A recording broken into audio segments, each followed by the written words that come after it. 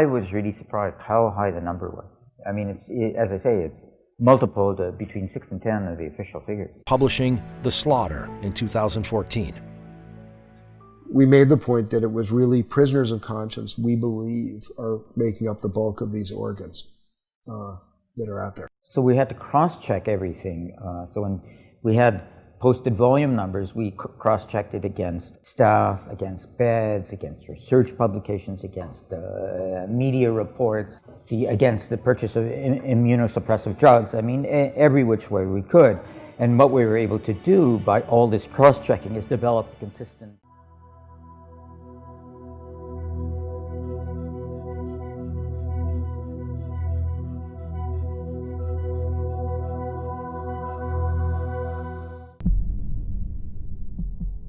Researchers were particularly struck by one aspect of these transplants.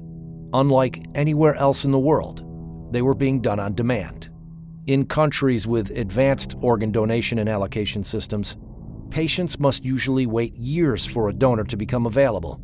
Yet in China, waiting times are commonly in weeks. The 2006 Liver Transplant Registry report showed that 27% of samples were emergency transplants. That means they found a new liver within days or even hours.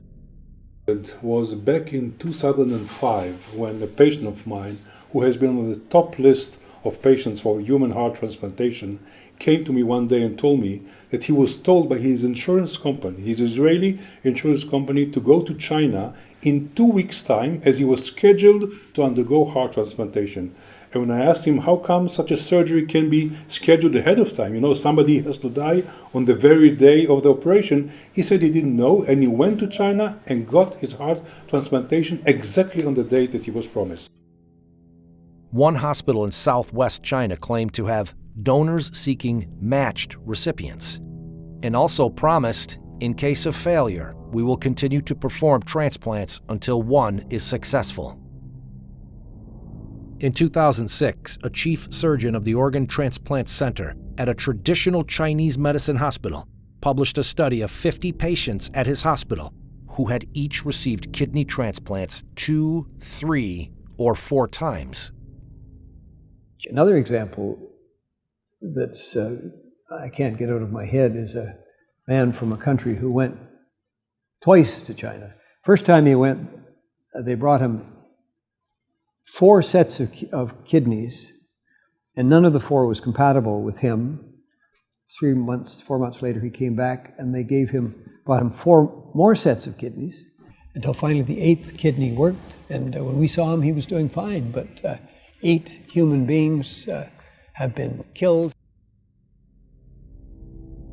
In northeastern China, the International Transplantation Network Assistance Center stated on its website, China carries out kidney transplants from living sources. It's completely different from cadaveric kidney transplants in Japan. Because they have a bank of live donors waiting to get a match on the computer. Like some horrible restaurant where you go in and see a lobster and say, I want that lobster, and the lobster's killed.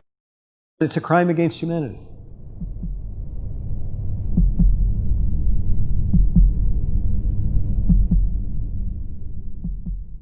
The Chinese government claimed that the vast majority of organs came from death row prisoners, and later, donations.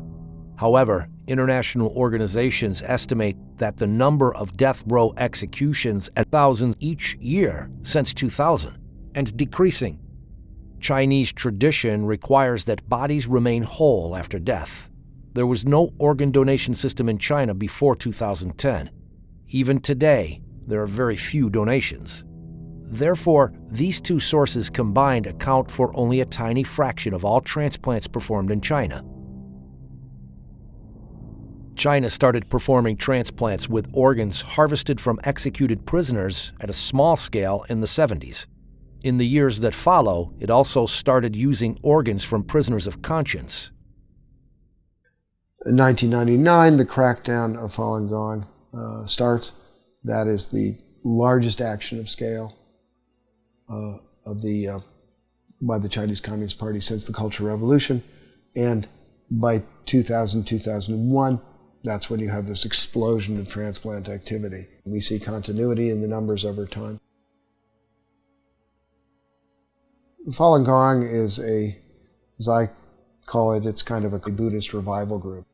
It doesn't have churches and so forth, doesn't have temples. What it has is sort of common beliefs. These shared beliefs revolve around self-improvement based on the values of truthfulness, compassion, and tolerance. By the end of the 1990s, the Chinese government estimated that over 70 million of its citizens were practicing Falun Gong.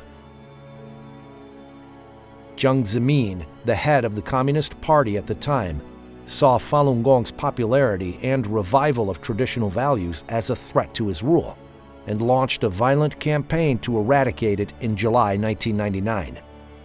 Hundreds of thousands of Falun Gong practitioners from all over China traveled to Beijing to appeal to the central government, only to be arrested and tortured.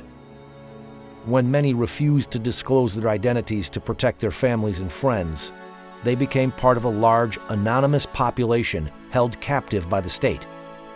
More practitioners were rounded up all across China.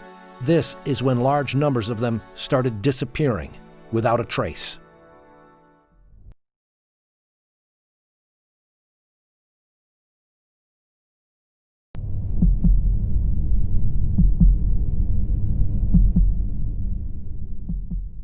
The official line in terms of repression of Falun Gong of the party is bankrupt them financially, ruin their reputations, destroy them physically. So that the vilification is destroying their reputations, the organ transplants is destroying them physically.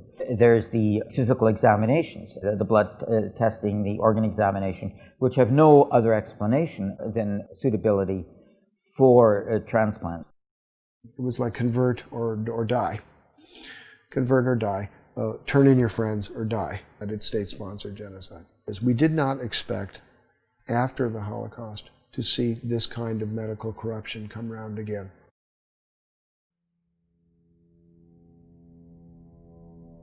How can doctors, people trained to heal, harvest organs from living people for transplants? Educated and raised in China, Enver Tohti is an ethnic Uyghur surgeon, currently living in London. He was told to extract the organs from a living prisoner in 1995. They made you disabled to think yourself. My whole body just become a robot, just performed to do what I have been programmed to do. So anybody, if they label it themselves other than communism, Communist Party or member, then they will be treated as an enemy of the state. Therefore, they are not even qualified as human beings, and therefore they are subject to whatever punishment is available. They made you genuinely believe what you are doing is for a good cause. It is little later I realized I shortened this man's life. That is equal to a killer. I killed him. This thing is haunting me. I have to tell the world to release the things inside my heart to get a little relief.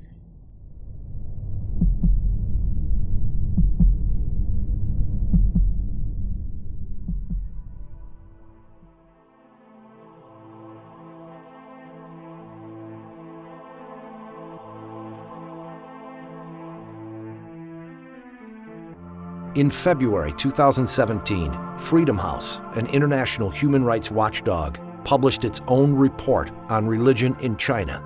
It noted that a review of available information regarding organ transplants had found credible evidence suggesting that, beginning in the early 2000s, Falun Gong detainees were killed for their organs on a large scale.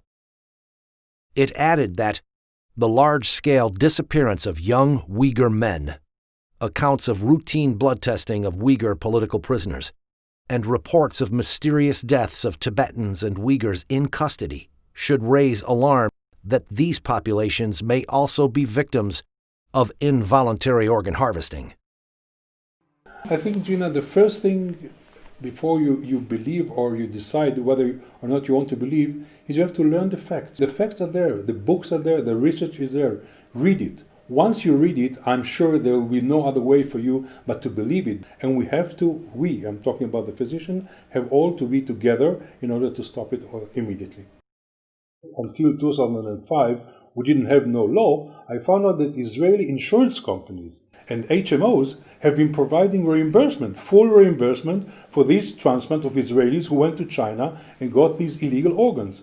So together with my friends, we sat down with our parliament, the Knesset, and in 2008, the Israeli parliament has enacted the organ transplant law, which totally bans any reimbursement of illegally obtained organ transplantation anywhere around the world. And since then, not a single Israeli patient went anymore to China. In addition to Israel, Spain, Italy, and Taiwan have passed laws restricting their citizens from traveling to China to receive an organ transplant from an illicit source. The systematic government-sponsored harvesting of organs is a monstrous crime. I strongly believe that the 17-year campaign to eradicate Falun Gong will be seen as one of the great shames of recent Chinese history. Since I've been a student of the Holocaust, I feel that to a certain extent, what we're seeing is just a continuation of what we saw there in another form, which is the endless and bottomless depravity of human nature. I mean, there's no limit to the form of evil that people can sink. When I was writing The Slaughter, I sometimes said, oh, I'm writing history, and then at the end of it I realized I wasn't. It was actually still going on. This is a new form of genocide, and it's using the most respected members of society to implement it. This is one of the central tests of our time. We can't avoid this any longer.